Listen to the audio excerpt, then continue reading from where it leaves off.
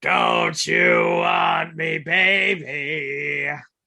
Don't you want me? Oh, don't you want me, baby? Don't you want me? Oh, it's Fraser and Vince. Just Fraser and Vince. It's Fraser and Vince. Just Fraser. Vince, what the hell are you doing, I'm getting myself ready. Ready for what? For the new album coming to www.deathpixie.ca. Vince McMahon, 1,000 love songs for Fraser, plus or minus 1,000. That's a terrible title. But go on. What's the album going to be about? Well, see, since my WWE creative record is spotless and flawless, and I just fired my own son, I thought to myself, why not do something I really enjoy? And that is proving to Michael Fraser how much I care about him. Here's my little sweetie boo, and he will know just how much I, Vincent Kenny McMahon, the chairman of the board, love my number one fan. Really? So we're plugging an album that, you probably just thought of it about 20 minutes after firing Shane. Don't you want me? Don't you want me, baby? That's not even the words of the song. Don't you want me, baby? See, this is how every creative meeting goes. Ladies and gentlemen, boys and girls, hello, and welcome to Bodyslams and Dropkicks. I'm so glad that I'm free from a heart attack and that I'm not in WWE right now because the whole place is in shambles. But hello and welcome everyone to Bodyslams and Dropkicks. I am joined by the man, the myth, the legend, the man whose opinion is as cold and black as his soul. Please welcome Mr. Dean Connolly. Not that black. I've been with someone for over 12 years, so not too bad. Really? Well, I mean, he's been fantasizing about someone for over 12 months now, and trust me, it's really bad. What, Fraser or Vince? Well, I mean, both. And speaking of which, we have the number one fan in the Sweetie Boo right here, right now, Michael Fraser. And Fraser, how do you feel about Vince McMahon's sudden album announcement? I am horrified for years to come. Well, I mean, this is your show. This is your podcast. You want to talk about it? I know. He's workshopping songs I think he right doesn't now. want to talk about it because the minute Valentine's Day comes, he'll think, "Oh God, what have I got to get Vince?" No, but that's actually true. What are you going to get Vince? Nothing. I would go with the congratulations on your retirement. A nice banner or something. Maybe something that wishes him well in his future endeavors. Probably I'll send him flowers that are half flowers and half what I find on the side of the street for that. Oh my God, you're sending him flowers. Hey, Vince. What? You little sweetie boo's sending him flowers this year. Oh my God, really? Yeah. Is he giving me posies? I love posies. Anyway, we'll give you a posy of something. He loves me, yeah. He loves me, yeah. With a love like that, I know I will be grand, if you know what I'm saying. Okay, well, ladies and gentlemen, boys and girls, I know you're tired of hearing my voice, the voice of me, the game, Triple H, the King of Kings, but you can think about getting yourself the Vincent Kenny McMahon Loves Michael Fraser album for free on www.deathpixie.ca and all of its affiliates. Or you could think to yourself, I want to get my wife, who loves wrestling, an actual good gift. And you want to know what that gift could be? It could be the Impact Plus app. Impact Plus, the number one value in all of professional wrestling. Come and see such fantastic matches that would put Vince McMahon's love songs to shame, which, to be fair, is pretty well anything that isn't Sting versus Jeff Hardy at Victory Road 2011.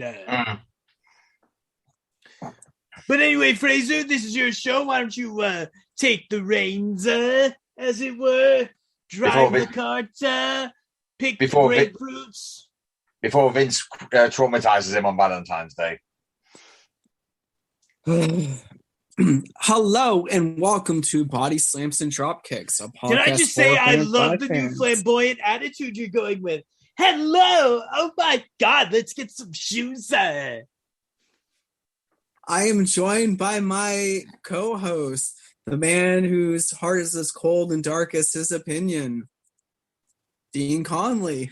You do know he's literally just said that word for word. How about mixing it up every week, Fraser? Yes, the man that won the musical orchestra Battle of Death, Dean Conley. It wasn't a death, it just upholded my reputation as being so good. I am also joined because we have 3 other people squeezed in this one tiny cubicle. Why? I have no idea. By the man of a billion voices. Most of them are somehow coming out of his head now, which makes no sense since we got Hunter and we got Abomination here. So, hey, fantastic. Hey, Abomination. I like that. I like that pet name, Fraser. Keep it up, babe. Wow, that is crazy. That is super crazy, you guys. Oh, I'm no. the Red Russian Eric Cartman, and I'm proud to be here on Bodyslams and Dropkicks. Well, Fraser, why didn't you get Kyle and Stan to kick him out? Well, see, quite frankly, they tried, but they couldn't. Well, we could move your fat ass for a start. Hey! Don't call me fat! I'm big boned and plus lip plump. Fat ass. Jerk. Dickhead. Would you look at that? Well, you are words I cannot say on this podcast because I am, as you well know, a kind, upstanding citizen. That guy had a satellite dish growing out of his arse once. Well, where the hell else is it going to come out of? Your hairline? Oh, fuck no. It's not going to come out your nose anyway. What the hell is it going to do to you, British bloke? How's your tea, by the way?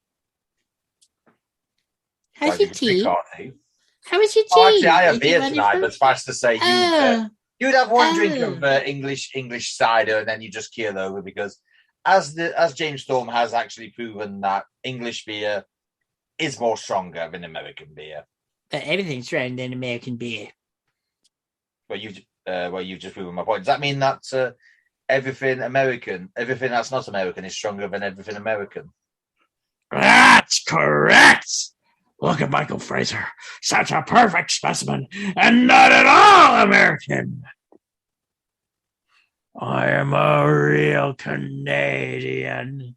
Fight for the rights of other men. Oh, Fraser, please. I'm a real Canadian. So he fights for what's right. He fights for my life. So NWA is having their Power Trip event on February 12th, 2022, which is a Saturday. They had their match card out. It'll be Camille, the current NWA Women's Champion, versus Tyrone Tyrell. We have Chris Adonis, a.k.a. Chris Masters, defending his NWA National Championship against Anthony Mayweather. We have the OGK, Matt Taven, and Mike Bennett versus the Fixers, Jay Bradley and Wrecking Ball Legursky in a Kentucky Sweethearts Brawl. We have Nick Aldis versus Thom Tamer in an I Quit match. Kobe Carino versus Ruck Titus 2 out of 3 falls match. Chelsea Green versus Kaylee Ray singles match. We have an 8-man tag team match, which will be Siphon, Matthew Mims, and the ill-begotten Alex Taylor and Rush Freeman versus Idol Mania Sports Management, Tyrus, Milk G's. It's Black G's, but they took the A out. Jordan Clearwater and Marsh Rocket with Austin Idol. We have the Pope versus Mike Knox singles match, and we have Trevor Murdoch defending his NWA World Heavyweight Championship against Matt Cardona. So, the question I have, and just No, hear me out on this. Why did you put Nick Aldis in the mid card? Like, we all know if you were announcing an AEW card, you would have put Kenny No Balls at the front and center. Like, I'm just wondering I'm just wondering for posterity's sake why you put Nick Aldis just in the mid card and try to brush him off there. I don't understand, man. He's listed as the 4th match. Right, but see, if Kenny No Balls was listed as the 4th match, you would hype it up as the main event. Yeah, you would, because we all know he has that love for Kenny Omega. This has nothing to do with Kenny Omega for once. It's too bad, that he can't do anything about his love for Kenny Omega right now. No, it's true. You two mentioned Kenny more Anyway, let's we are professionals here. Let's move it on. There's an update on the report that Shane McMahon has been quietly let go from WWE. The article is from February 2nd. As previously noted, it was reported Shane McMahon has been quietly let go from WWE after receiving backstage heat for his producing work during the men's 2022 Royal Rumble match. Dave Meltzer, FWOnline.com, confirmed the report and wrote that Shane McMahon is out of WWE. There will be more information to come. Twitter account Russell Votes over the following. The Shane McMahon story could ripple effects for years to come. It goes beyond anything that may or not have happened Saturday night. For those who watched the Royal Rumble, as you can see, the way that Shane was being booked was not heavily agreed on backstage. So the funny thing about this is, number one, this is going to be a bit of a hot take. I'm sorry, I've got to say this.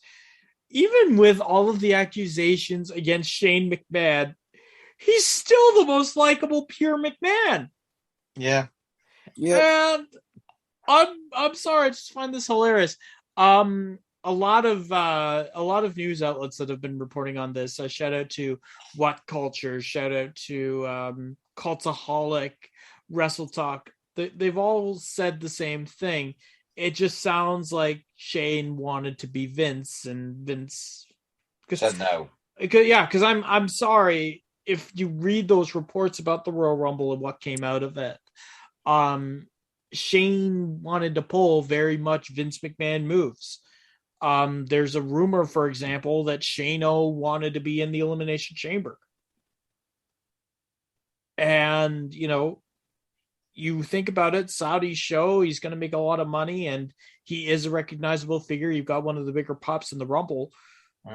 Yeah, I can totally see that. Where I don't think, and where I do, come back to the side of the locker room and the bigger fans of this, he had no right to bury Jamie Noble for ideas that Vince McMahon himself stopped. And for that reason, it depends on how ornery he was, and that we don't know how far Shane actually went. But I got to be honest, I can totally see a future where Shane was let go. I can see a future where Shane ends up in Impact, ends up in AEW. Or I can see a future where Shane steps away and does his own thing because he's done it before. But this in itself has just been batshit crazy, for lack of better words. Thank God we're not a BG show. But I don't know about either of you guys. Like, what do you guys think? Because well, Booker T has given his comments on it. As previously noted, it was reported Shane McMahon has been quietly let go from WWE after seeing backstage heat for his producing work during WWE's Royal Rumble. During his recent podcast, Booker T commented on the situation. I don't think we should be having the conversation as to whether we are going to see Shane McMahon in the WWE ring or arena doing something again. I don't know. I could be wrong, but I think Shane McMahon will be doing something with WWE in the future in some capacity. Let's just say that. I do know that Shane McMahon's not best being one of the superstars on the show. He's always been one of the hardest workers. I do also that we, the talent back in the day, we always looked at Shane McMahon as one of the boys, really did. But I do know something also. All those guys that Shane McMahon was in the locker room with back in the day, I don't know if any of them are still in the ring. I'm sure there might have been some friction, I don't know, or anything like that. But I do know things changed, and I do know, say, for instance, I say something about these young guys on the internet, immediately they respond. So you can take them off is what I'm saying. But I do think we will see Shane McMahon in a WWE ring. Booker also commented how Triple H's absence affected the men's Royal Rumble match. I do know that there are pieces missing from putting the Royal Rumble together, like he was put together before. One of these guys is Triple H. Hunter was always around when it came down to make sure the pieces were in the right places when that kind of stuff was going on, angles, whatnot. So I can only imagine the process of trying to get that Rumble together and make everything come together from a storyline perspective. It had to be a madhouse, quote courtesy of WrestlingInc.com. The Royal Rumble. Well, I gotta be honest with you. It makes sense. It really does. But I gotta know, was Booker T backstage at the Royal Rumble? Because that I genuinely don't know. Doesn't Booker T do the pre-show? At some of them he does, but not all of them. Was he at this pre-show? Yeah, that's what I'd like to know. Excuse me. Because I've heard and I've read a lot of conflicting reports on this. So I would love to know that. I want to know if Booker T's going off of firsthand or if Booker T is going off of secondhand information and what he remembers from like the early 2000s where Shane was treated as one of the boys. Very much so. But Shane isn't being treated like one of the boys. Yeah. Like back in the early 2000s he would be. But not now. Too much has changed. Yep. Relationships have changed too much as well. He was at the kickoff show. Yeah, okay. So he probably won't be first-hand experience. Okay. The only thing I'm going to say on this is nothing Vince McMahon does surprises me anymore. But I did hear, I don't know if this is actually what Fraser's report said, but there was 3 ways of doing the Rumble. Shane's way, Vince's way, Lesnar's way. Vince and Lesnar agreed on one thing, Shane did not, and his ideas were pushed out.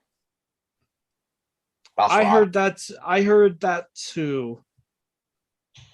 I think with all due respect to Brock Lesnar, the more important question is why is Brock Lesnar winning this Rumble? Why is I never got that either. I never got that. He's already won it. Why make him win it? Why is he winning it a second time? Because they desperately want to do him versus Reigns again. There's rumors that he might get his title back, challenge Reigns, and then it'll be title versus title. I don't know if anyone caught like their promos, but basically it seems like they're leading to that again for another unification. Yeah. But the problem is, Fraser, and as I probably say this endless amounts of times, you have to build new guys up. No offense, but Cesaro could be a world champion if he would have been booked right. Sheamus could still be in the upper card if he was booked right. Jeff Hardy, if he was given a break, could have been in the upper card. The only person that really is there to take over from like Reigns, Roman Reigns, Lesnar, Orton, all that lot. Who is there really? There's McIntyre, Big E, but his push has been cancelled now, so he's fucked. McIntyre is not over enough yet. Who else is there? I would have pushed Kevin Owens. He's been really great in the title defense that he's ever been in. But he's a Triple H guy, mate. Yeah, I've got nothing against KO. I love KO. I love KO. I do. But I think he's a worthy champion. I don't think he's going to be the next guy, and the reason I don't is, as Dean said, he's a Vince guy, or no, he's a Hunter guy. Sorry, anybody who's been in NXT and brought up by Hunter, aside from Reigns, Rollins, will basically not be pushed anywhere. I mean, Cesaro was an NXT guy. Big E was an NXT guy. He's been basically pushed down to tag team level now. It's just shit. Also, Shane going this far in the Rumble, who was he really getting over besides himself? Like, I got a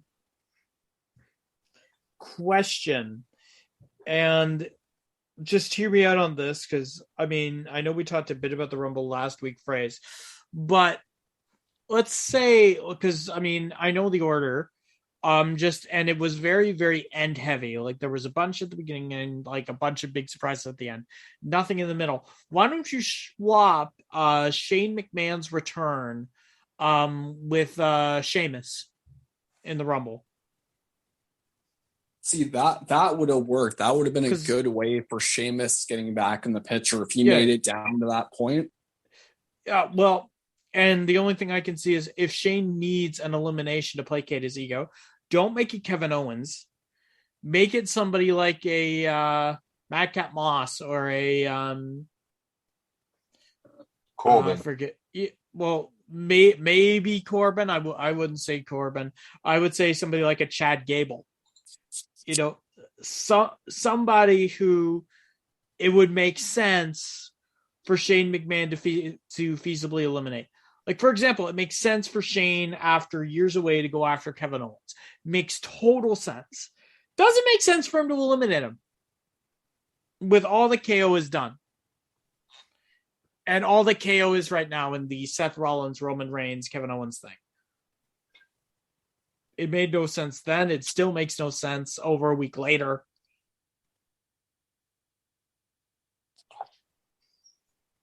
Yep, and with Biggie losing his belt and all the stuff that happened at that one pay-per-view, it seemed like it kind of derailed everything in this situation. Yeah.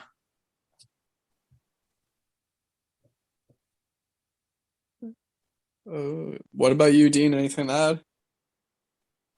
Not really. There's not really much else to add. Mark Henry opens up about being permanently damaged from his years of wrestling. During an episode of Bust Open Radio, Hall of Famer Mark Henry talked about the lasting effects that being a wrestler has had on his body.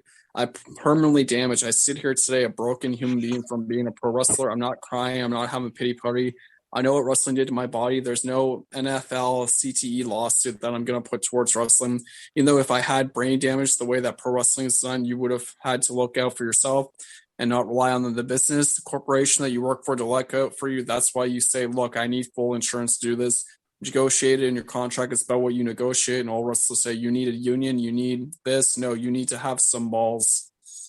Quote courtesy of SCSscoops.com. So there's two things that Mark Henry is really saying here, from my perspective anyway, and I could be totally wrong. Look out for yourself. Absolutely. And he brings up a point about the wrestling union. Now he says have some balls. I would think to myself, and this goes back to, would a union actually work in pro wrestling? Like everybody's saying, you need a union, you need a union. My problem is, how would it be governed? And who would govern it? Yeah. How would it be governed? Who would govern it? And how can you make sure that those guys don't, look out for themselves? That's the one thing I have. Like, if you have an external organization do it, fine. But then there's a lot of questions with regards to wrestling and the business that you have to go through. Yeah. With what Mark Henry's saying, negotiate health insurance into your contract. Yeah, I can see why you'd have to or why you'd want to. Who in the hell would do that for pro wrestling? Vince wouldn't. Tony Khan might.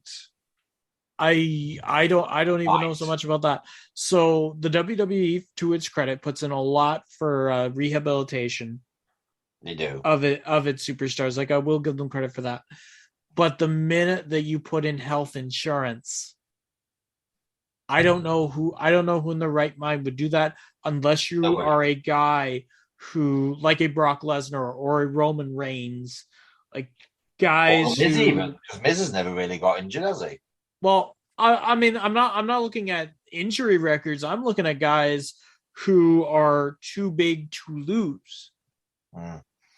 And I can only see, like, if you're a guy like a Roman Reigns or a Brock Lesnar that could have the buying power or the negotiation power to be able to say, you need to give me health insurance or I walk.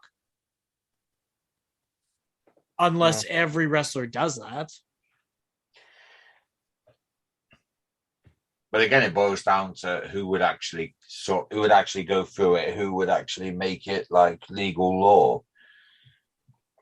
I do remember Andrew Yang saying he was gonna make sure that everyone who was, and I quote, an independent contractor was actually going to be sorted out, because he's been saying in tweets, I haven't really seen anything from him recently, where he did actually say he was going after Vince McMahon, because Vince McMahon does use the words independent contractor a lot. Yeah, and that's the other thing I'm not a huge fan of. No offense, but we're in jobs, right? We signed a contract that say we have our jobs. Our salary is paid by said company. We get if we get any perks, we get perks, etc., etc. Why should WWE be any different? Well, remember, Vince is also the same guy that sued Owen Hart's wife and everything, and literally kept pulling every underhanded thing, bringing her to Connecticut so he could get away with certain things because the laws are different there. That's why I was thinking it. One of these, Fraser, mark my words, one of these days they're going to go after the wrong person, and it's going to fucking hurt them more than they know. They generally are, and I mean that with every fibre of my being.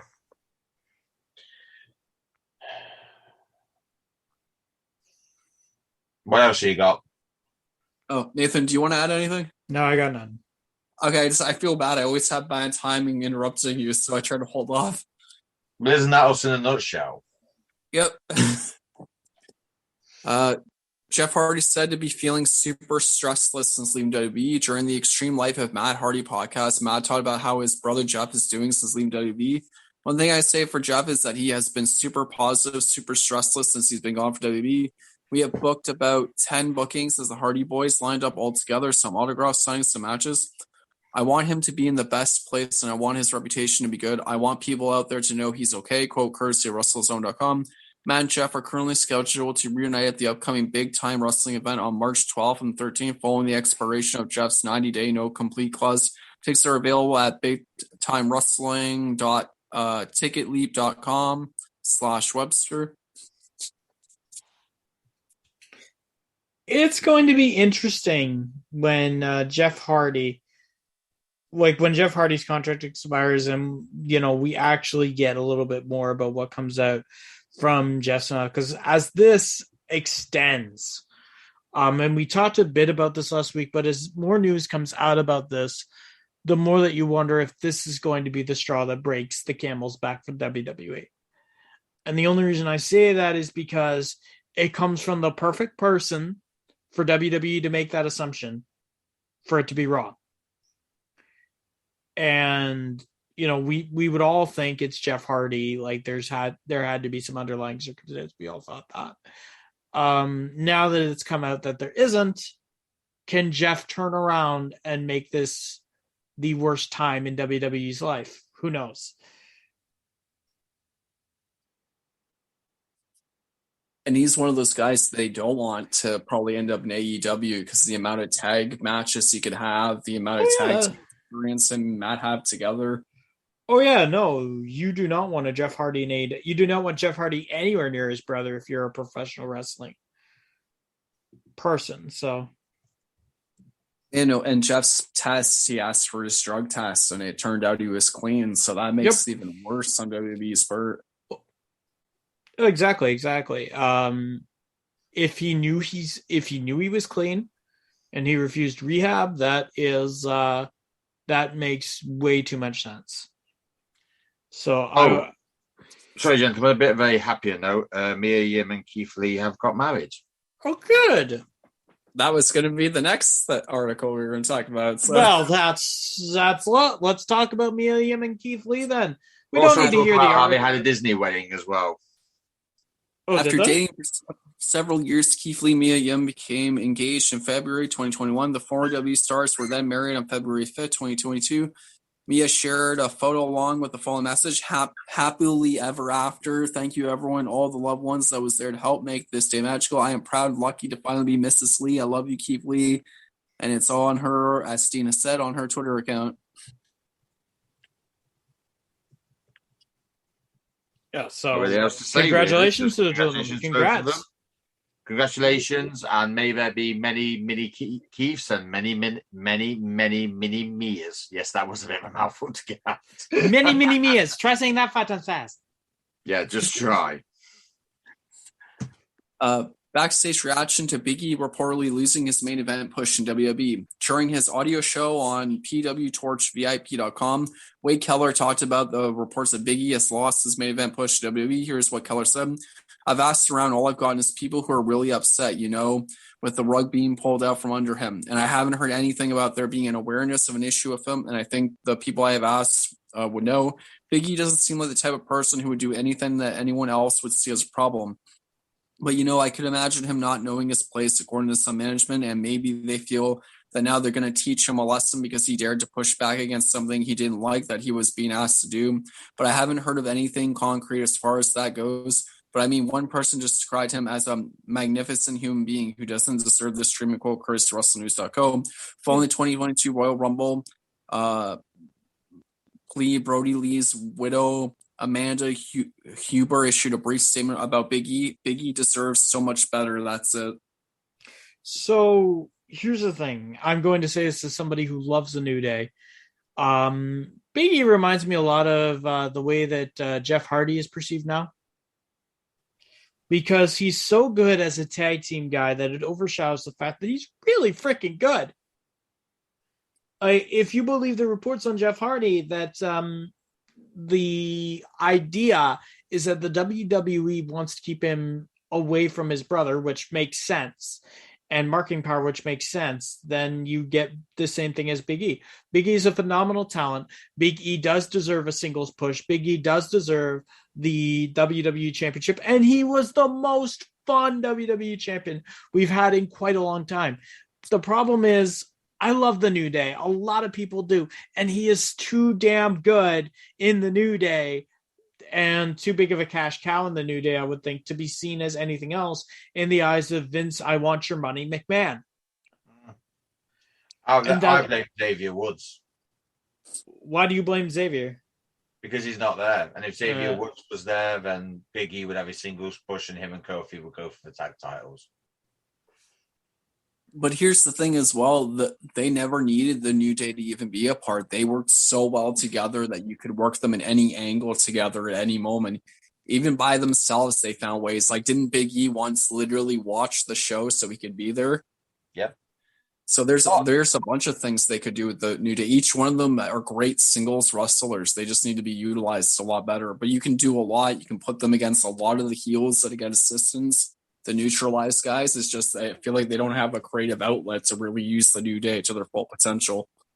All right, then, gentlemen, since we are going to be doing GM mode in WWE 2K22, how about we flex our brain muscles, so to speak? So if we were pushing Big E, how would we do it? First of all, let me just say Kofi is my favorite member of the New Day, so it hurts me that we're not going with him. I love Kofi. But Big E, I would just let Big E be Big E. Have him go up against because we've got Beast versus Beast and Brock Lesnar and Bobby Lashley. Why don't we have Big E in the chamber and pretty well in a hey, anyone forget about me? I'm kind of big. I can kick your ass. Yeah.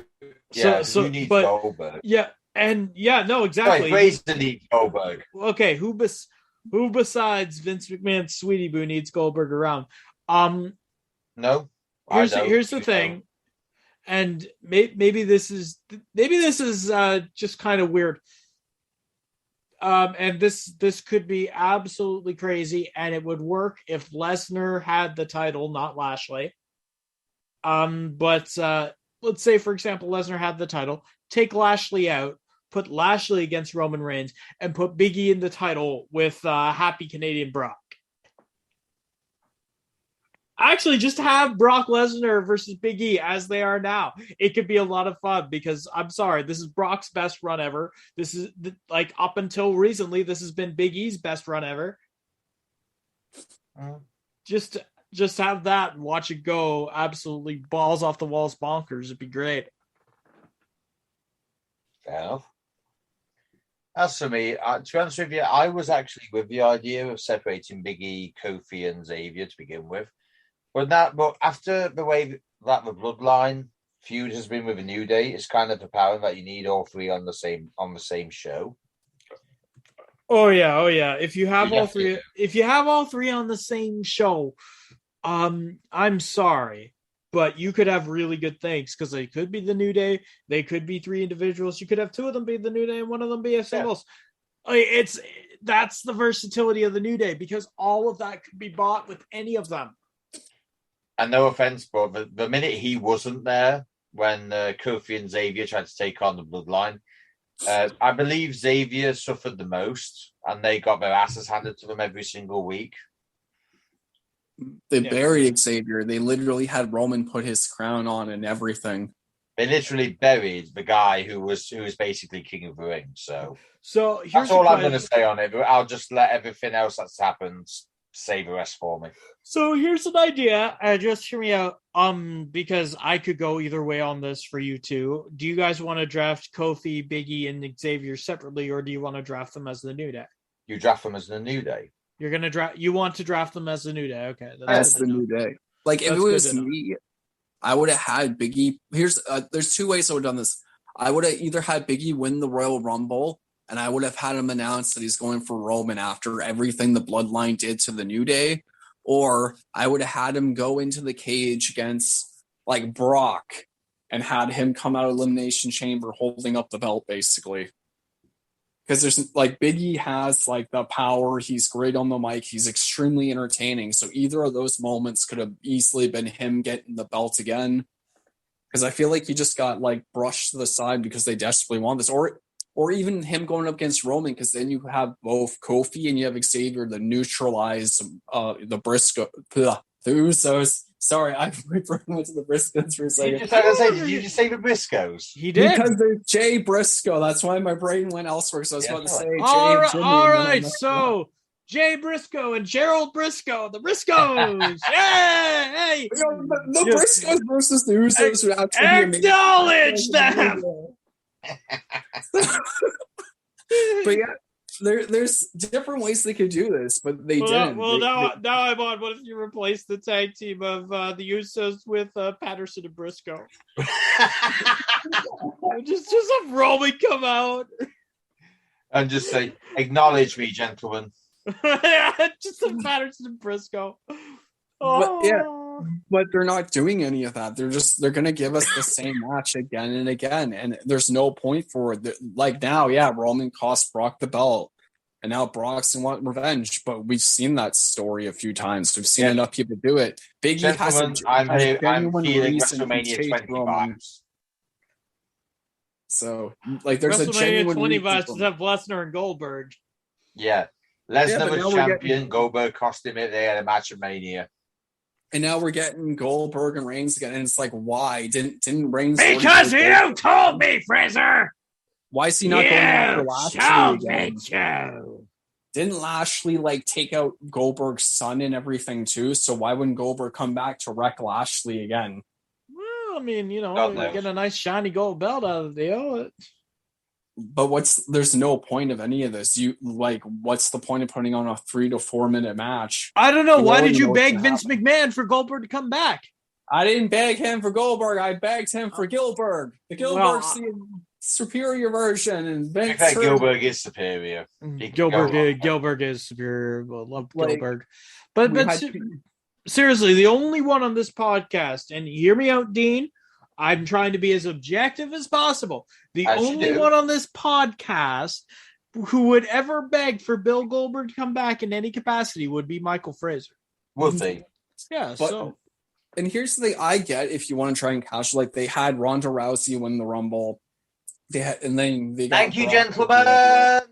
But besides that, what is the point? What's the point of taking the spots of the guys who are going to be there and put in the work? And keep in mind, Brock Lesnar is amazing right now. But I would have rather a better match for him. I would rather like Biggie, or for them to like have someone else they really want to push. There's so many other stars they could be using. Like Kurt Angle told told Brock about AJ when he asked, like, is this guy any good? He's like, if you sell for AJ, it's going to be the best match ever. Give Brock the guys you really want to push. But what's the point? Reigns is probably going to win this, and we all know because it's full Reigns filler because they didn't get The Rock. So what is the point? Because it's the same thing. It's rinse and repeat over and over again. Heck, a minute, gentlemen. So keep going, bud. But yeah, people are complaining now that we might for AEW that we might get Sammy Guevara versus Darby Allin, but we haven't really gotten that. At least that's something different. Darby's a stable of the TNT division, but here it's just like Brock. It's like Brock here, Brock there, Brock. Even Lashley at one point didn't even want to be in one of the matches because he figured like there's no point because they're not going to put him over. So build your new stars now because there are stars people want to see. Hell, Mustafa Ali is great. They should have been pushing him better. You have all the right tools and people to do what needs to be done to fill those spots on Raw, make us care about every division. But they just want to go Brock. Like we all knew Heyman was going to double cross Brock. Like actually, Fraser, we want to go Goldberg, Fraser. Like, We couldn't get Goldberg to extend out his contract, so we had to go with the next best thing. You're welcome, sweetie cakes. and with Ronda coming for Charlotte now, we already know Lita's going to take that L. So, pretty But much. still, I'm sorry. I want to see Lita Charlotte. Just so I can see Lita back in singles competition. It's gotta be great. Because that's the direction it's seen that those two are going to go at it. And now since she's taking on Becky, so it's a lot of it's like, you know what, a kid's playing with their action figures and then they realize the other figure's there and they grab that and get excited. It's the booking's coming off a lot like that. I mean, we all know who's going to be winning here. Like, The sad that if it works though. Like, I'm sorry, if there's one match I'm hyped for in Saudi, it is Lita versus Charlotte because we legitimately haven't seen that. Oh no, like I mean it's gonna be great, is what I mean. Yeah. Like I mean it's gonna be great, but we know how it's gonna play out kind of thing. But it seemed more like at the time it was gonna be Lita and Charlotte going at it. And I'm sure like it's gonna be the best match ever. Like probably one of the best, but like I would like more surprises. I would like to be shocked with some of the outcomes for going into Mania. As a guy who's dead last in predictions. Yeah. Yes, I know, dead last, because I should be going with predictability and not what I'd love to see. I know. Yeah, that's why I'm winning, boys. For now, Nathan's still the reigning champion. I won the Rumble. Won the Rumble. You did, buddy. Congratulations, I won one buddy. of them, I should say. Although, to be fair, we didn't even know who was going to win the men's. You know, so whenever Brock Lesnar's in something that we don't know he's going to be in, we lose. Yep. I blame Brock Lesnar. That's true. Anyway, go on, Frez. How Montez Ford feels about a potential singles run WWE during appearance on Booker T's podcast. Montez Ford, the Street Profits, discussed the possibility of him having singles run WWE. I hear certain chatter, and I really don't buy it too much yet because I feel like my job and task is being the greatest tag team right now in this modern day era. So I feel like a lot of times I'm so focused on that so much this hand, like you say, until it happens. And when that happens, that's when I put my full attention and energy into it. But right now, I got to take care of my brother. You know, that's how it's been that way ever since I've been in the fleet. I take care of the guy right next to me, finish the task at hand. I feel like sometimes, too, a lot of guys, they'll get the chatter. And obviously, it didn't happen with Booker because, like you said, you didn't think about to happen. But obviously, the chatter when it's happening is inspiring, motivating. But I feel like a lot of times we got to finish the task at hand right in front of us because if I take the focus off of this, then may not be any more Triple Crowns or tag team title runs, and there's may not be any historic 9-year runs. But I would say, on the other hand, being WWE champion has been a dream as a little kid. My mom still sends me photos all the time of me holding up the WWE championship, and even me having my hand out in front of my face, my little mini dream, but it's always been a dream to be world champion. I don't think that ever goes away. I feel like all the guys and everyone that's here, if you're not trying to be the guy, obviously you want to make money. That's the main thing, but you always want to be the man too. Quote courtesy of 411mania.com. Nothing to say on that, really. Just absolutely. And right now, I think tag team needs as many teams as they can in the WWE to keep things interesting. It's not as if there's an abundance of tag teams in the WWE at the minute, anyway. That's because they keep tossing them. Exactly. Anything else? Don't think so. Paul Heyman comments on WWE star that he feels has main event potential. During appearance on the After the Bell podcast, Paul Heyman commented on the potential of WWE SmackDown star Matt Cop Moss. Rick Moss is going to be a star. I don't think anyone has a clue with just how capable he is. He's demonstrated that he can walk into any personality that he is assigned at the moment. When Riddick Moss has the emergence out of his shell and into his next incarnation, the same way that Big Dog elevated his game and evolved into the Tribal Chief, Riddick Moss next iteration WWE, there will be no stopping him. He's a main event. Quote courtesy of Fightful.com. Not that I would ever dispute the opinion of Paul Heyman, because let's face it, that's just career suicide. Until we see a bit more of, I'll say, Madcap Moss doing stuff that Madcap Moss shouldn't do, I'll hold judgment on it. Personally, if it were me, I'd say Rick Boogs. Yeah. No offense, the guy plays a fucking guitar. Yeah, I enjoy Rick Boogs. I just do. But again, you cannot go against the mind of Paul Heyman. That is career suicide. So he could have all the tools for all we know. We got to see just a little bit more of it. I mean, no offense, but Dwayne Johnson came through, and look at the legacy he's left.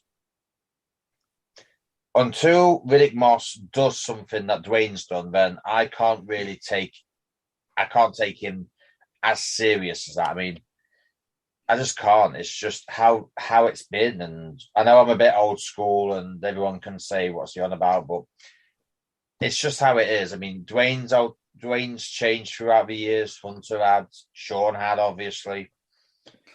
Just everyone who's in WWE changes throughout their careers. I mean, no offense, but a lot of people have changed.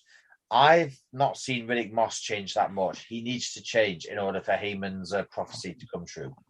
But that being said, a change could happen like right out the gate unexpectedly. Like he could evolve to the next level literally in a week. To give you WrestleMania. I like to see him. Go carry on. But I'm thinking you brought up Dwayne, so let's bring up Rocky Maivia. Rocky Maivia before The Rock was absolutely hated. Absolutely hated. And he was hated for being a white meat babyface from Samoa. The minute that you turn him heel, the minute that you let him let loose on the mic, the minute that you let The Rock be The Rock, that's when he gets over, and it happens so suddenly. So I'm not going to be as quick to dismiss Moss.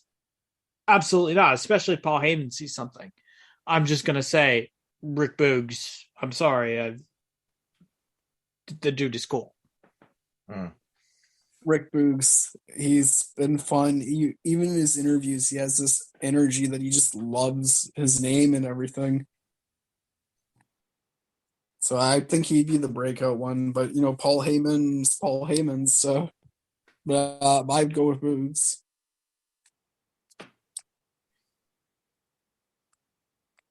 Dean, you might like this bit of news though. I'm listening.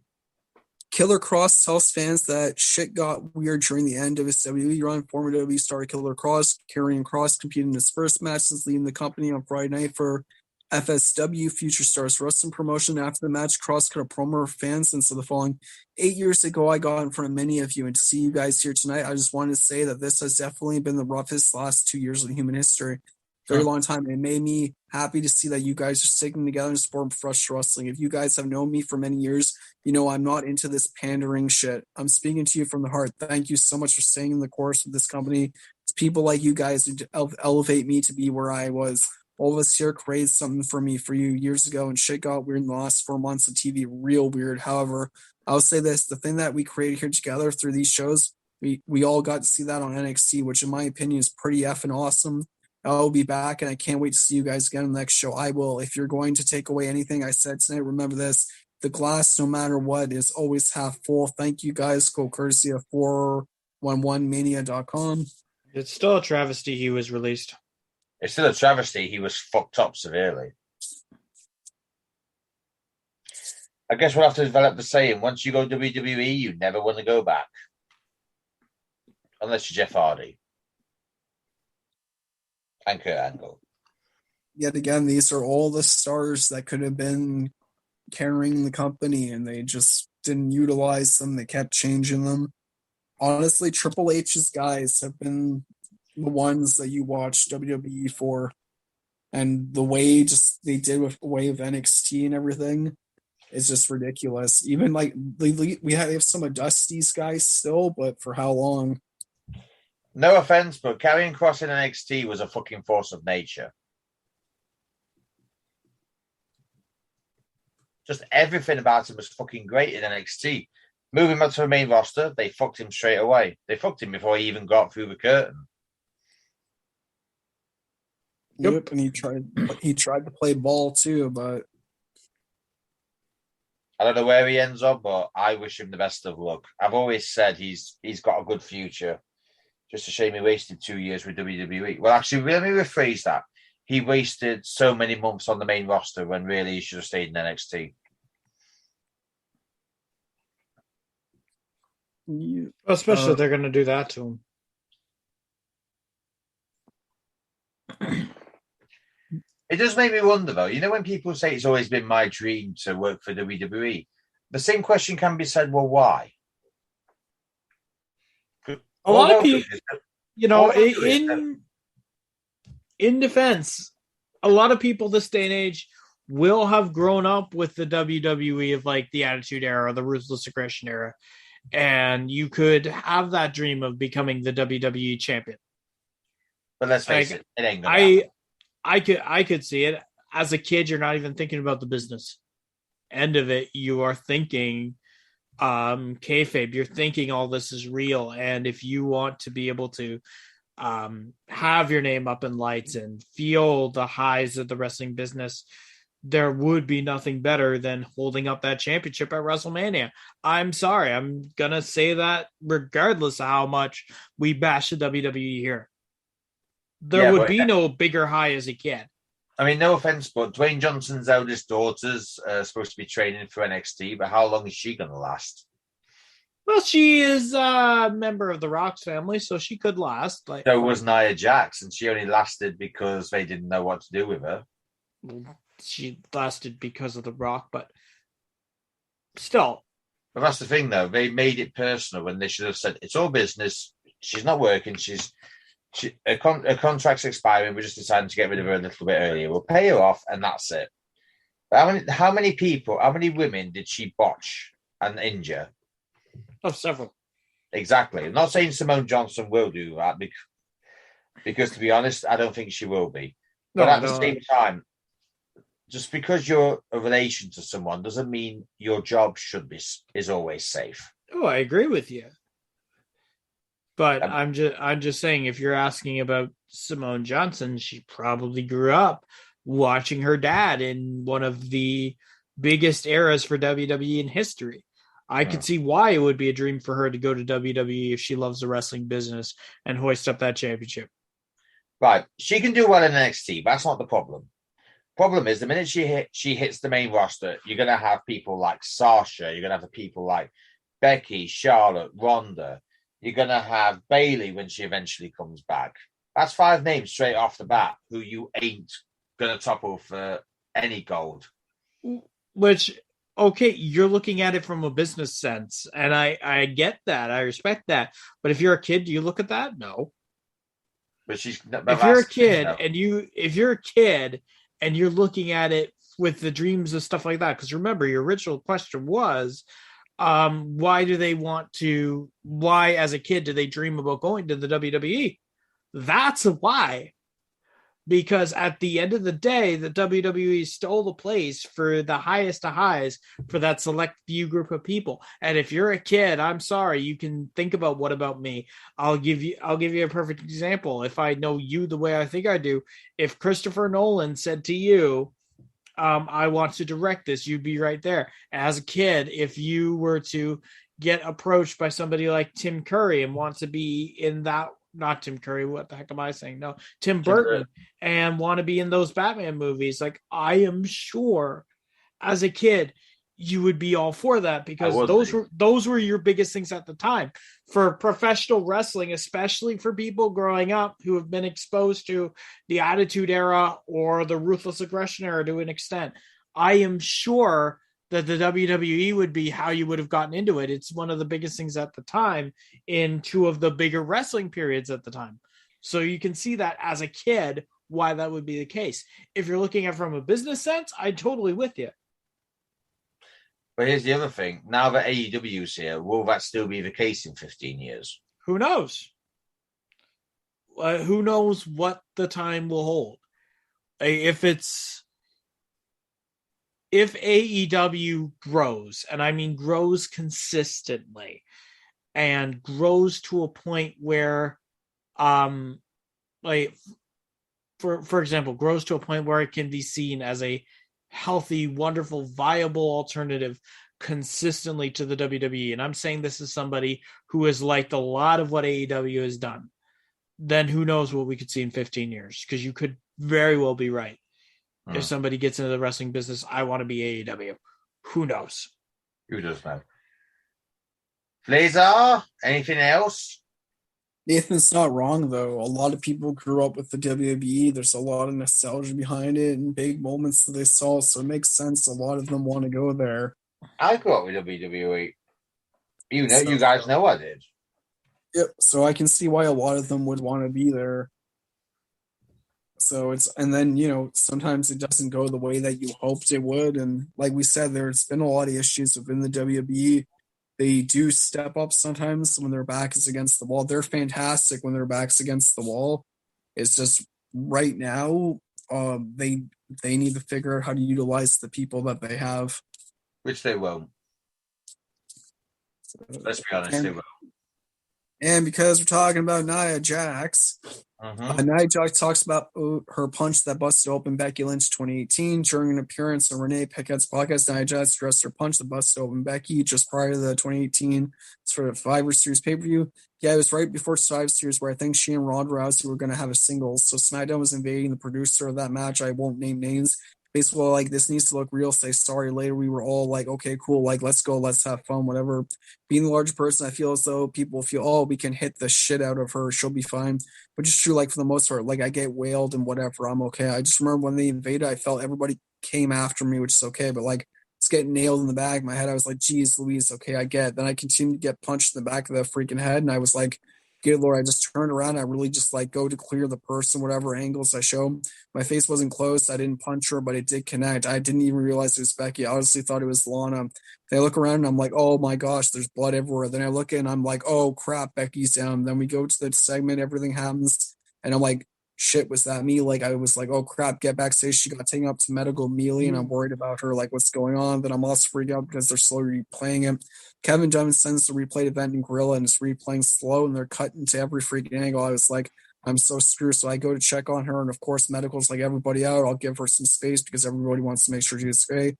I went to Vince McMahon. I was like, I'm so sorry. And he was laughing. He was like, well, it's not ballet. So when I walked away, I was like, leave it alone. Then I'm like texting Becky, making sure she's okay and just bugging the shit out of her. Of course, she's like, oh, that's fine. Quote courtesy of WrestlingNews.co. Yeah, but what about Kairi Sane when Kairi told her she wasn't set, but she still launched her into a turnbuckle? It doesn't matter. Becky wasn't the first person that she botched. Like, that can be her story, but at the end of the day, it's still, I screwed up. I botched. I should go back to developmental. Oh, we got more because she doubles down about her critics. I screwed up. I botched. I should go to developmental. I've got no talent. I should go back and learn the trade. That's it. Oh, no, I don't need to hear anymore. We don't need to hear anymore. I screwed up. I botched. I got to go back to developmental. I have no talent. I should learn the trade. That is it. And if you have anything else to say now, I am sorry, but you're talking out of your own ass because you, and I heavily stress you, have had so many breaks in the business that it's not even funny. That being said, I'm sorry that you got let go due to mental health. I am sorry about that. I really, truly am. But you've had so many breaks in the business that other people don't have. So check yourself, please. Also, she has to not combat the trolls because, like, you're just giving them more fuel. Yeah. I was about to say, what did she say, Fraser? Oh, basically, it went along the lines of that someone tweeted at her that she basically injured everyone. Yep. And she was like, I didn't injure everybody. Basically, she was saying that everybody was wrong, that she didn't, like, botch everybody. Yeah, but she did. Yep, it's all over Twitter, actually. Someone claims she'd injure everyone in the ring. First of all, I did not. Second, do you guys just whack off roasting dirt sheets all the time, or do you actually go out and live your life in the real world? Honest question. There's a support group starting for all the trolls who want to give me their opinion. It's called Eat Shit, You Loser, and Get a Life. Basically, she kind of, like, denounced everything. You botched. There's a reason we called her a Botchosaurus. Yep. Hell, you botched. I think WrestleMania in all of his YouTube wisdom actually did a video, and I think she's botched 13 matches against different people. And that was about more than double of what anybody else had done. No offense, but she makes Ultimate Warrior look like fucking Stone Cold Steve Austin. Like, legit. We know it's hard. We get it's hard. But if you botch that many times, there's something wrong. If somebody tells you they're not set in a powerbomb position, you don't fucking powerbomb them straight away. You wait until they're set before you powerbomb them. Vince told her to go back to training, and she basically would just, like, snapped. It's not our fault. She's shit. Seriously, why did they even have her beat Alexa Bliss? Seriously. No offense, but I would rather have Carmella as my champion than her. Well, either Nia's going to learn or she's not. But, like, right now, it seems like she's not going to, and that's on her, basically. So the thing is, people have to have a conscience to actually admit something. She doesn't have a conscience. Well, remember a while back, Sexy Star actually put a wrestler in submission and almost mangled their arm. Like, a lot of people tend to take it too far, and they're not supposed to do that. It's like Brett says, when you go into that ring, you're trusting the other person with your body that you'll go in just as well as you did when you first walked out. Yep. Right, can we move away from the Botchosaurus? Yep. On a lighter note, plans for Kurt Angle's to return to WWE television have apparently been scrapped. Kurt Angle recently noted during his podcast, WWE was invested in bringing him back as a television character. Now, to Angle said the following: I went to the Royal Rumble. The WWE wanted me to do a short program that they ended up canceling it at the last second. But we went to the Royal Rumble, and my wife and I, we saw Kim Orton, my wife's best friend. We had a great time. We went to the Rumble, and I also did some documentary interviews a day before and a photo op with the fans. But I want to make clear, I'm not signed to the WWE. They weren't going to sign me anyway. It was going to be a 3-week program. It got canceled, but my obligations to the show, the Kurt Angle show, and that's it. Quote courtesy of WrestlingNews.co. So what would he do? Table for 3, maybe? Maybe. Kurt Angle and just about anything, though, could nail it. Yeah, pretty much. I'm sorry, he could. Yep. I don't worry when it comes to Kurt. Honestly, though, he's pretty much done everything. I'd rather him rest up than if he's going to jump in the ring and be 100% than to go for it. But I could see him being like an authority figure. Like Kurt has like the record to do it. So, CM Punk talks about CM Talk. Oh man, CM Punk talks about how to deal with internet negativity. Man, all you got to do is talk about it. Straight edge, CM Talk. Oh my god, I just gave you a new character. CM Punk talked about how to deal with internet negativity. You can't win. I implore all humans to understand that you cannot win. You cannot be beholden to what nameless, faceless people in here say about you. It doesn't matter. Like, you have to find inner peace and be happy with what you're doing.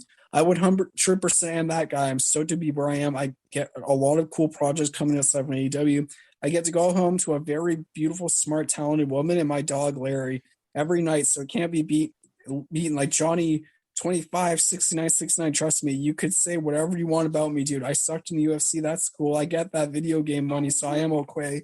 Courtesy of WrestlingNews.co. So you want to talk about your problems? Man, CM Talk's right here for you, man. See, CM Talk isn't wrong.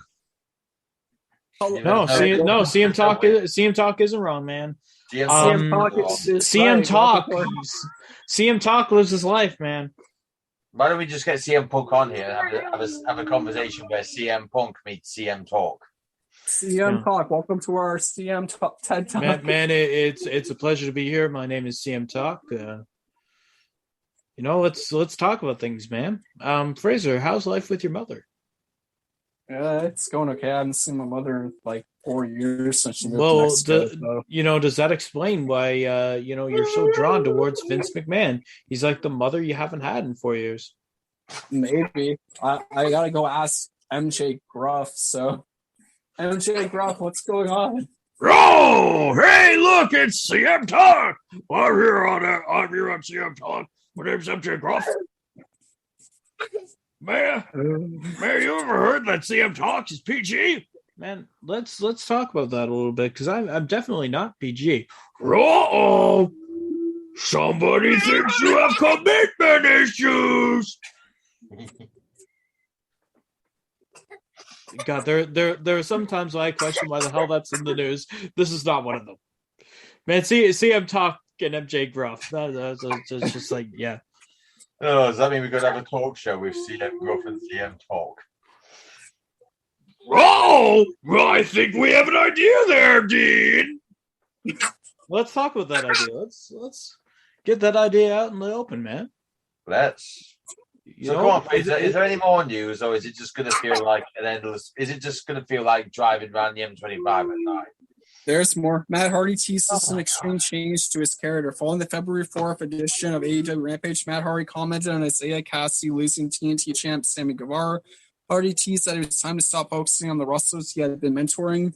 Andrade Hardy family office faction and focus on himself. Hardy said the following: "I'm going to bust my ass. I'm going to do everything I possibly can to take my debilitated vessel after all the wear and tear on my body and get into the best shape that it can possibly be in. I don't like the direction that Matt Hardy is currently heading to AEW.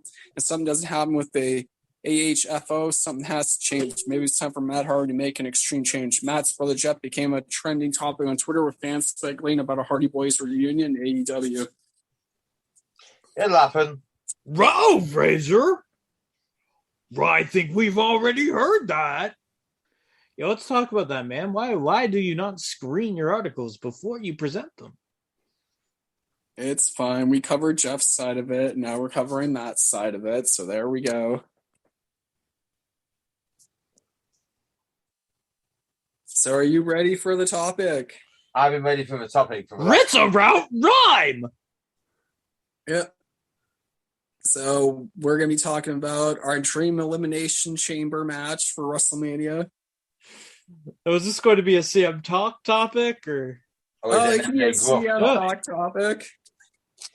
All right, then let's talk about it, man. Elimination Chamber.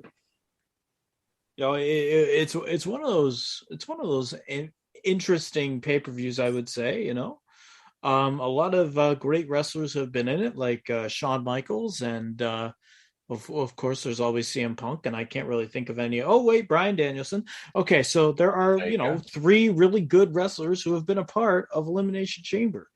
I believe what, I am saying, and I want to keep an open forum here because this is CM Talk. I'm CM Talk. A pleasure to be here. Is who would you like to see in your Dream Elimination Chamber? Let's say it's a big man event at WrestleMania. Who would you like to see in an Elimination Chamber from the current rosters? It can be WWE, AEW, Impact, New Japan, whatever floats your boat. I want to see the best 6 guys in that chamber. And right, just for the sake of argument, since Elimination Chamber is a WWE main event, I will keep it WWE. It's only fair. Well, one thing, I wouldn't put Roman Reigns in it. Anything with him is just down sheer boredom. All right. Now, so you're saying you wouldn't want to make Roman look strong? No, I just don't want him in it. It just bores me to death. So you would want to make Roman look strong by not even having him in it? Well, no offense, but I seem to remember when he first became the tribal chief and had Paul Heyman at his side, he literally waited to sign one of the contracts for his title match, literally about 5 seconds before he was due to actually be in it. So as far as Roman Reigns goes, no. Well, I mean, the point anyway, we know we'd win, so what's the point? Well, I mean, it could be your conventional booking, though, Dean. So you're saying that you would book Roman Reigns to win a chamber? No, I'd book him to lose. So you would book him? I'd rather not. No, well, you got to be nice and Using specific the current on WWE roster, I would put. This is in any order. Not saying who's going in the pods first and who's starting out. None of that. Big E to start with. That makes sense. Big E, Brock Lesnar, Bobby Lashley defending his WWE title. So that's Lesnar, Lashley, Big E. Who's in the Drew McIntyre? I just want to figure out who I could. Because that's literally, I don't know, that's literally near enough all your main event stars anyway. So who would I put in if I wanted to elevate them? Just trying to think. Actually, I put Ricochet in there because can you imagine what Ricochet could do in a chamber? Well, he is very talented. Yeah, I could. Yeah. I'm just trying to picture the possibilities of what he could do, and I'm kind of thinking he'd put John Morrison to shame. And who would I have my last one?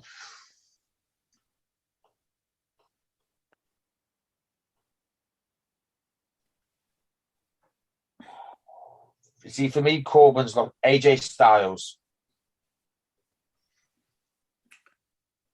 All right. And that would be your chamber using only WWE guys. Well, why not? Can you think of a better 6 people to do it?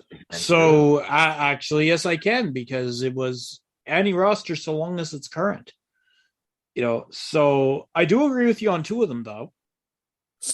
I agree that you need a heavy in Brock Lesnar. And I agree that you need somebody who can do just about a little bit of everything in one of the most brutal matches ever in AJ Styles. I'm with you there. My other 4 aren't from WWE. I didn't think they would be. Okada can you imagine stiff shots in that chamber? Oh, I could. Or the spots that he could do with the chamber pots. I'm not a fan of spot monkey matches, but I am a fan of spots. And Okada himself, especially with Styles and some of the other people I have here, would make total sense. I'm going to put CM Punk in a chamber.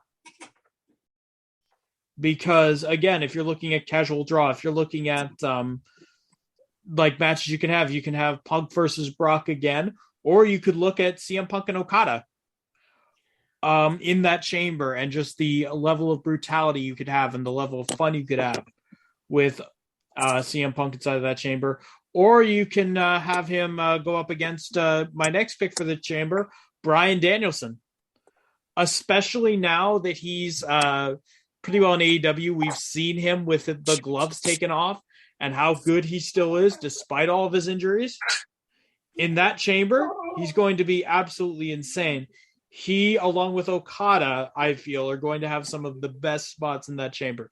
Because if there's somebody who knows how to work a chamber psychology, which I feel that you need, other than AJ Styles, it's going to be Bryan Danielson. And for my final pick, I do agree with you that the chamber needs to be used to elevate someone. I'm totally with you there. And when I look at this list, I don't have a conventional heel that's full of mic skill that will try to use the chamber in innovative ways to get himself out of combat by brutalizing the hell out of the other competitors. I want to see Rohit Raju. I know. Yeah, I know. I got that one. So, but if I'm looking to elevate anyone in that chamber, I want to elevate Rohit Raju. Specifically, I want Rohit Raju to be one of the smartest chamber people we have ever seen. I'm not going to go in the pots. I'm not going to go with who wins. If I had to go with who wins, I would want to go, if it's WWE, I want to go CM Punk just to do this.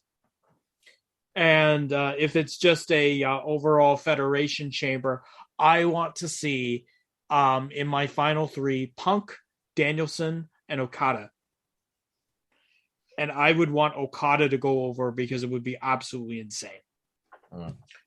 Well, since you've said who you have in your last three and who would win it, I would actually like to see AJ Styles in the last three, along with McIntyre and Big E, because they've all been WWE champions and they all want the gold again. And to be honest with you, I'd love to have Big E if it was like, say, when's the Elimination Chamber, Fraser? The Elimination Chamber is, give me a second. It'll be in a few weeks, obviously. It's February 19th.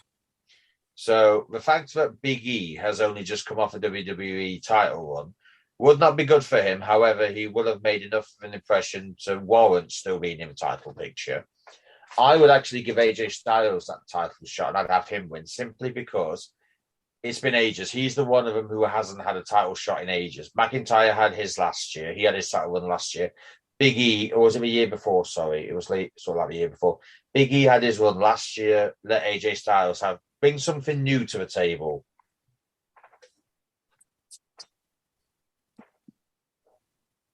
So come on then, Fraser. All right, the so-called wrestling encyclopedia. I never claimed to be that, but if I was booking the chamber, I'd put Roman Reigns in. I'd put Cesaro. Wow. I'd put Kevin Owens. All right. I'd put Ricochet. Now, hold on a minute. Are you doing this from a booking standpoint or are you doing this from a Michael Fraser standpoint? Booking standpoint. Roman Reigns. I see. Cesaro, And here on Kevin CM Owens, Talk, Ricochet. are you going to make Roman Reigns look strong in this chamber? Not like strong. I want it to look like, you remember when he took on Braun Strowman? Oh, but you've got to make Roman look strong in the chambers. Strong. No. If I put him in, I'd want, because those are some of the people he's beaten title defenseless that he's put down. What would be more dangerous than putting him with some of the people that would be hungry to actually take him down, get one over him? So you have those three hitters. I probably would put AJ Styles in, because Styles you can put anywhere and he'll be amazing. But if Roman actually sold this, like when he fought Braun, where it's an actual uphill battle, and maybe I toss in Jey Uso, just because if there's the possibility of Jey Uso having that moment, like he could potentially double cross Reigns, I think would add some good turmoil in the match.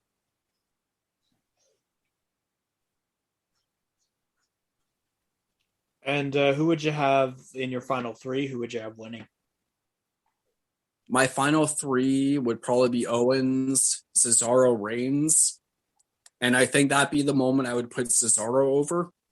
I think that'd be the moment, because Cesaro is good with one arm. We've seen the stuff he can lift. I think I would have Owens work him pretty hard in the corner. Reigns is down in the corner and the two of them are going at it. Cesaro just takes him down, hurting his arm in the process. And we know Cesaro with one arm is still just as dangerous with two arms. And have him and Reigns go at it. And have him do that corkscrew uppercut to put Reigns away. Because right now, if you put that many power hitters in there against Reigns, it's a good match for Roman Reigns style. You got Ricochet and AJ hitting the top moves off the top of the chambers.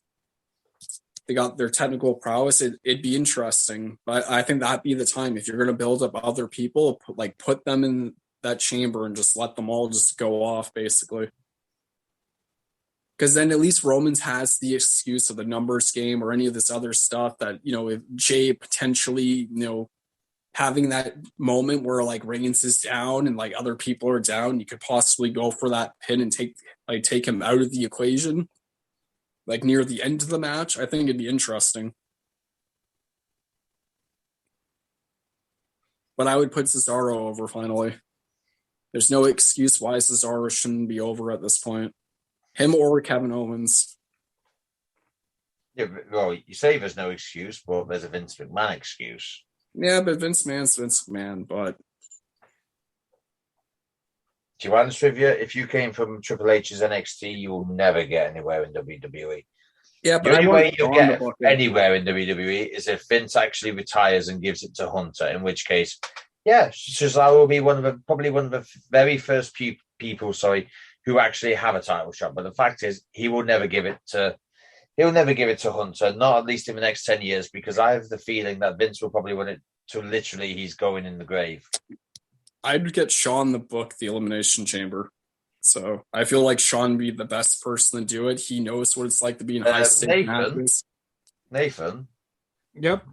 Did we not hear Mr. Fraser say Kenny Omega's name? I said shawn-michaels. He did say Shawn. He did say Shawn, and that Shawn was the best. I mean, I would love to say that he violated the trials of Omega, but I don't think he did. I legitimately don't think he did. To be honest with you, if he could, Ivan Fraser, just for this once, would you actually put Omega in the Elimination Chamber? If I'm allowed to put him in, I did say this once. So, yes, you do have the option to put him in. Okay, so if I'm allowed to put him in, maybe I would change the lineup a little more. But if I wanted someone who's no stranger to doing like those long matches, then I would put him in. Because like Kenny's, battled Okada. He's mostly been the 60-minute matches and everything. He's the guy I would trust to like set everything up. Where his high spots, everything, his rope spots. So him and Ricochet going at it would mesh really well. Him and Styles going at it, because he did double cross Styles near the end of Styles' run in Japan. So you have that story coming in. If Kenny's coming in, if he has like the other belts too, I could see him coming in as like back being like his more cleaner like Hitman character, back like the Japan version when he has the long coat, the glasses and everything, when he actually was taking people out. That's the Kenny I would book for it. But that would be if we had Styles in there, though, because that would set up well. Ricochet has a lot of stuff from Japan. So these are like the guys I would trust if you need those amazing high spots, while like Owens, Cesaro, and Reigns are doing more of the power heavy moves. But yeah, I would put him in that match, but it had to be like that version of Kenny. Fair enough. All right, I would have Shawn book it. If I was actually going to do the multi-company one that you and Nathan's done, I would actually put Roman Reigns in there. There is a reason why I've put him in there, just before in case anyone else. Oh, so you're going to make him look strong, are you? Oh, fuck no. He's the first one to win out. Oh, but you're going to make him look strong on his way out. I don't fucking care. I'm booking it. I do it the way I feel. And no offense, but I've always felt that Roman Reigns is overrated. And yes, like Fraser said, he can use a numbers game as an excuse. Everybody wanted him out because everyone wants to be champion. If he's not in there, then they know they have a shot. Anyway, Reigns to defend the Universal title. I had my first pick would actually be Josh Alexander. Okay, the Impact, yeah. He's done enough in Impact in the last couple of years to warrant being in the main event, regardless of what anybody says. I do still maintain I'd have Ricochet in there.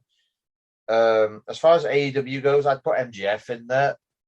No offense, but I just want MJF to have a bit of a mouth ego session with Paul Heyman. I mean, no offense, but that right there is a absolute ratings win. I'll tell you what, you two sit there and tell me that Paul Heyman taking on MJF is not a win-win situation. No, I'll put it to you like this, because I think it's something that needs to be said.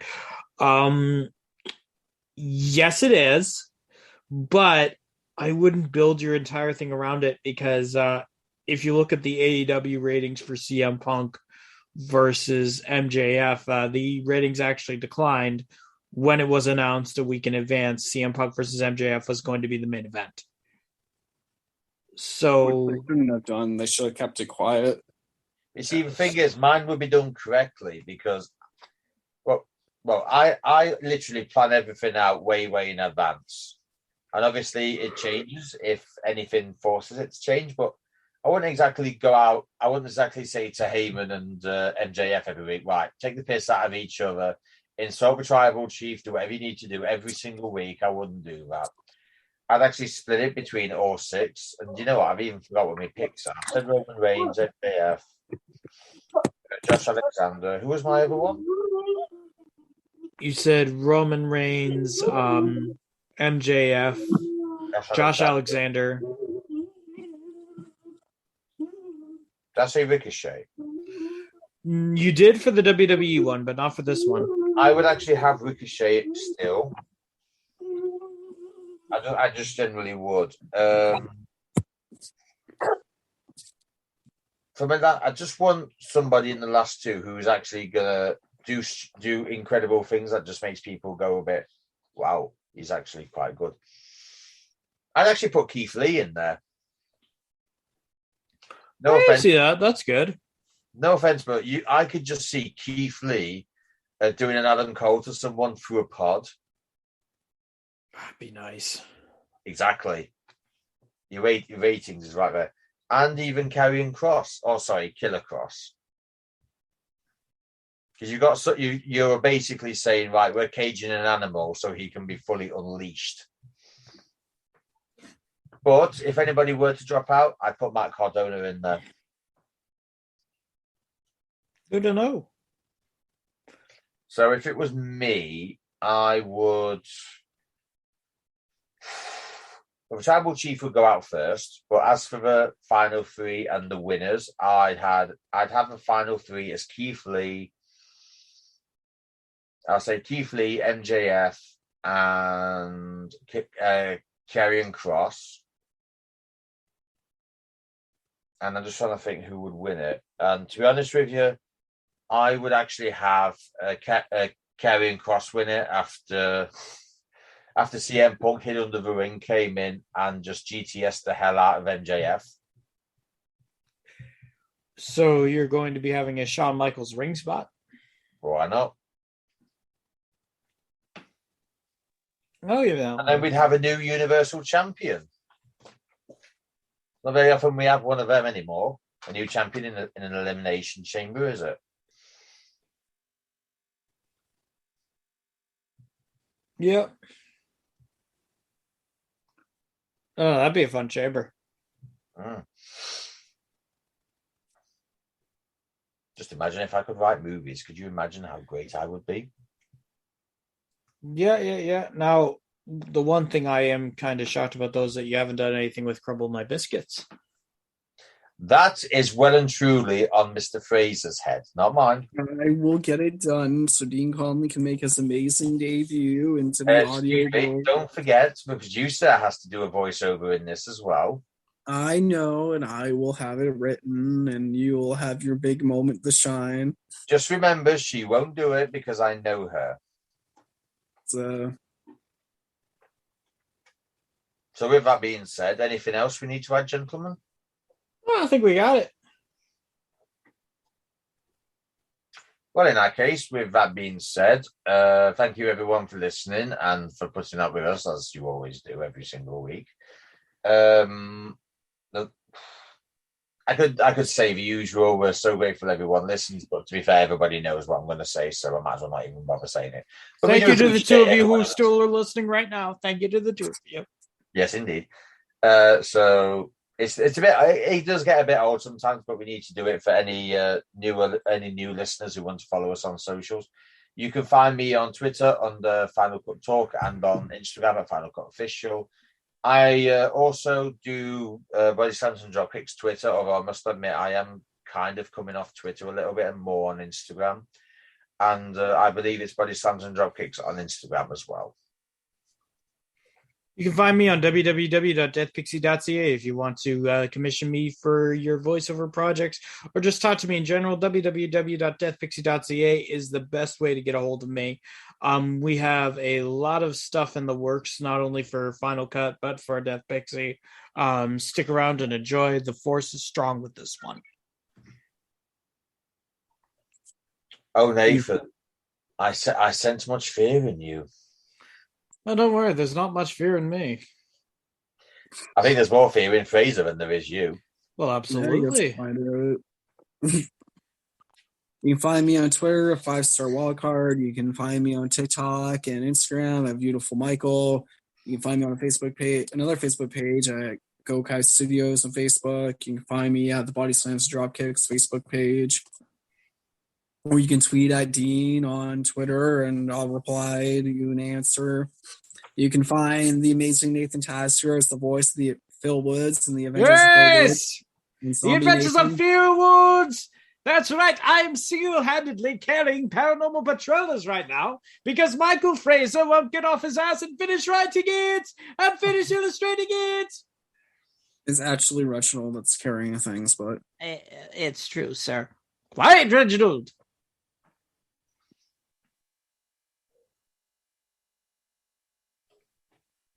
All right, Dean, sing us out. Yes, Dean, sing us out. I sang us out last week. I almost killed my voice. So I'm not doing it this week. I'm not doing it. Yeah, but you're the one who wants Shawn-Michaels on this podcast. I don't want Yes, I do. Whoa. Anyway, Fraser, I do want you, but I want you to prove your love of Shawn-Michaels by doing it. Shawn-Michaels, the Heartbreak Kid, the showstopper, the headline of the main event, Mr. WrestleMania. The icon. Hold on. The Heartbreak Kid. Wait, no, I think Fraser should sing us out, considering he won't sing Moana. Is this in the Trios of Omega? Is this one of them? This could be a substitute, actually. Yeah. I'm going to substitute this. Fraser, what are you going to sing us out with? And keep in mind, it's gotta be. Love Bill Goldberg. Oh, that'd be a good one. Keep in mind, if you don't do that one, you gotta keep in mind it's gotta be a love song for Shawn-Michaels. You know the things you guys make me sing every week. You know, which do you want? Do you want Goldberg? Do you want Shawn-Michaels? Well, I don't care. Like this is the problem that I face almost every week on this podcast where you guys are like, oh, sing us out. You know, this is the problem I have to face. Like, I have to be ready, willing, and able to go with the song. Like, who do you want? It doesn't matter to me, man. You go as crazy as you want. You go as crazy as you want. That's the thing, man.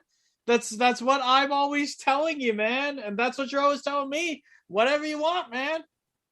I can sing whoever I want, whatever I Well, want. no, you can sing about Shawn Michaels or Bill Goldberg. Even the wrestler that's off limits. You can sing about Shawn Michaels or Bill Goldberg. That's I'll do the Goldberg song. I'm gonna hate myself in the morning. His name's Bill Goldberg. His name's Bill Goldberg, and he's my very best friend. His name's Bill Goldberg.